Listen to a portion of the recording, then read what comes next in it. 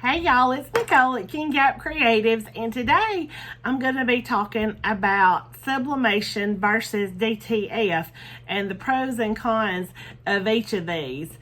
So, first of all, let me show you a sublimation transfer versus a DTF transfer and let you see the difference. So this one's sublimation. You can see the softer, more muted colors. And then with this DTF, you can see how much brighter that is. So with sublimation, it is a chemical process that occurs when the heat meets the ink in the sublimation transfer. And basically that ink is just incorporated into the fabric and becomes a part of it so that it'll never wash out. It's very soft. You can't even like run your hand over it and tell that there's a transfer on there. Like this is DTF, and I can feel that. You maybe even can hear the little scratch when I do that. With sublimation, you won't feel that because it's super, super soft.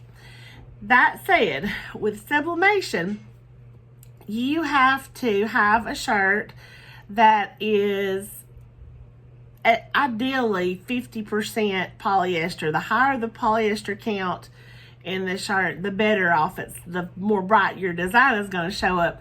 I have sublimated on shirts that are 60% cotton and 40% polyester, but I really like to use a fabric that's very high in polyester just because it does show up better. The other thing is with sublimation, you cannot use a design that has a lot of white in it because the white does not show up. So when you press it, whatever color the shirt is going to show up in the areas that were supposed to be white because there's just no white sublimation ink. Why? I don't know. It's just part of it with sublimation. You can't use white. You also cannot use a dark colored shirt because the design is not going to show up on that. So I like sublimation for its softness. I like sublimation for the fact that you never have to worry about it cracking or peeling or coming up or any of that good stuff. What I don't like is that you have to be very selective about what kind of shirt, making sure that it has a high enough polyester content and making sure that it's a light enough color to show your design, whatever that is. So, a lot of people have heat presses, and that's why I want to tell you how you can still get the DTF designs even if you don't have a DTF printer, because I don't have a DTF printer, and I've just been ordering my designs lately from a place called Jiffy Shirts, which is also where I get my shirts when I do a shirt order. So all you have to do is, once you have your design, and you can get designs from me on my website, King Gap Creatives, and I'm going to link that down below. But all you do, once you have purchased your design from me or from Etsy or from wherever else you purchase designs, all you do is you download it from me, and then you upload it back into the portal on Jiffy Shirts, and it's super easy. The only drawback I can see with that is that you do have to wait for your transfers to arrive, and also they can be a little bit pricey, but they are so vibrant. The colors show up so well, and you can use any kind of fabric content, even 100% cotton, and I have never had a problem with these transfers from Jiffy Shirts, peeling, cracking, any of that. Now, in the early days of DTF, I ordered from somewhere else. I don't even remember where now. And they did try to peel up and crack, and they looked bad after a while. But so far, I have had really good luck with these, y'all. I have had shirts that I have even thrown not only in the washer, but I've dried them in the dryer the whole time, and many times, and never had any problems with them. So the DTF transfers from Jiffy shirts are really good. So good that I have even considered purchasing a DTF machine. But since I very seldom do shirt orders anymore, because design is more my jam. I really love the design aspect of it. And while I don't mind making shirts, I have so many other things going right now. It's kind of hard to get a shirt order. And I'm very, I don't know what you would call it, but sometimes taking a short shirt order and trying to get all the sizes and details stresses me out a little bit. So the designing is great. And when I list a design, you know, I don't even have to touch it. It's digital. So whoever purchases my design just downloads it from my website and it's a done deal. So anyway, that's a little bit about the pros and cons of Sublimation versus DTF. And now I just want to talk just a little bit about the kinds of designs that I do and why you might want to consider buying your designs from me at King Gap Creatives. So I make a lot of unique designs that you're not going to find on Etsy or anywhere else, and you surely won't find mine on Etsy because I got kicked off of Etsy. I was involved with some trademark violations, and some things I knew, some things I didn't. The last two things I got in trouble for, I truly did not know. I had made every effort to remove anything that could even remotely be considered any kind of trademark infringement, but I had already gotten in trouble with Auburn University and Willie Nelson and a couple of others, and by then I had kind of used up all my chances. And then I did one with the breast cancer awareness slogan, "Fight Like a Girl." Had no idea that that was trademarked. I should have checked. Hindsight's 20/20, and I know more now than I knew then. But anyway, that's why I have, well, that is one reason I have my own website now instead of being on Etsy. There's actually a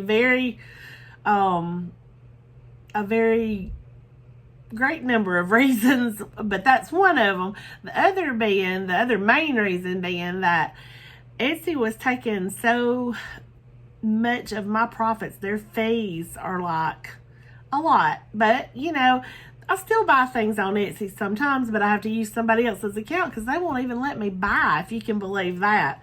So, but I'm going down a rabbit hole about Etsy. Point is, you're not going to find my designs anywhere else because I'm not on there. You're not going to have to wade through a lot of the same old stuff because I do, I think, pretty unique things. And that's because I purchased my clip art from a reputable artist that does really good work. And then I've just learned, I'm kind of self-taught with Procreate and Photoshop and Canva, and I kind of use a combination of those three types of software to bring together some pretty unique designs. So I do a lot of sports team things, I do a lot of Christian things, and a lot of other stuff in between. So that's just something, you know, you might want to consider. I have been able to produce some designs that are proven sellers if you're a shirt maker. When I was on Etsy before my fall from grace, I was a star seller and I had a whole lot of 5-star reviews.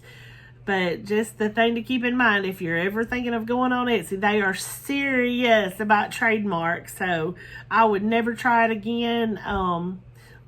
Like I said before, some of it was innocent. Some of it, like with the Auburn stuff, I kind of knew better. I shouldn't have done it. Made a mistake. Paid for it. Moving on. So anyway, let's go ahead and make some shirts. Okay, so I just realized I don't have a shirt with the right fabric content to do a sublimation shirt to show you. but we are going to do a DTF, so let's do it. So here is my gang sheet ready to be cut up. It comes in a roll, but I unrolled it so I could see all the different designs for the shirts that I'm about to do. This little one right here is for a toddler size shirt. So it comes, I ordered these from Jiffy Shirts, and it just comes in a box like this, and I'll get these pressed on and we'll see how they look. So first thing I do is just give it a good roll with the lint brush, and then just swing the heat presser plate around and drop it down for about 10 seconds.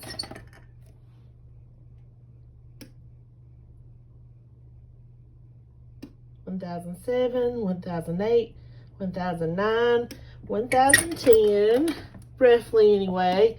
And then I'm just gonna get the design and line it up real quick. And to do that, I just use this handy dandy little, I don't know what you would call that, neck ruler, alignment ruler, something like that.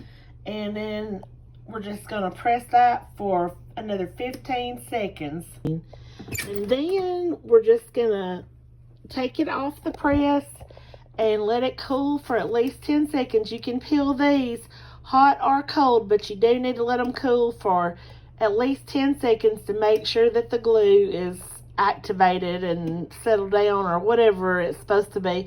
And then we'll peel that in a minute. Then this is the fun part. You just peel it, and I don't know why that little corner was wanting to stick, but just peel it. I should have set up the tripod, but I didn't. And then you take your Teflon sheet, and we're going to lay that, smooth that back down, lay the Teflon over the top, and press it again for 15 seconds. And there we go. I did say 15 for that second press. The second press is just 10. So first press is 15 seconds, and then after it's peeled, you do it another 10 seconds with the Teflon sheet. But look how pretty and bright that is, and anybody can do this. All you need is the heat press. You don't have to have a special printer. I mean, you can if you want to invest in a DTF printer, but you don't have to, because you can order them from Jiffy Shirts or lots of places. And you can get the designs from me on my website, and I'm going to link that down below. So that's it. That's all you do to make a DTF shirt. It's really kind of cool. It's really, really satisfying when you peel those transfers. And when I get in the groove of doing a shirt order, I think, why don't I do this more often? But as a lot of you may know, if you follow me, I have a lot of other irons in the fire. I really, really like painting. I love painting door hangers. I've recently started painting trucker hats, and so I just kind of like to spread it all out. Sometimes my husband tells me I need to narrow it down, and maybe someday I will, but for now I just want to do all the things. So anyway, if you're interested in doing some DTF shirts and you already have a heat press, I would encourage you to try it, because it's really fun, and you can just do a lot of very vibrant, pretty shirts with DTF. So anyway, that's all I have for today, but thank you for watching, and I would appreciate it if you would hit that like button, and if you haven't already, if you would subscribe. Nothing could make me happier. And be sure to check me out in the links below on Pinterest and Facebook too. Thanks again. See y'all next time.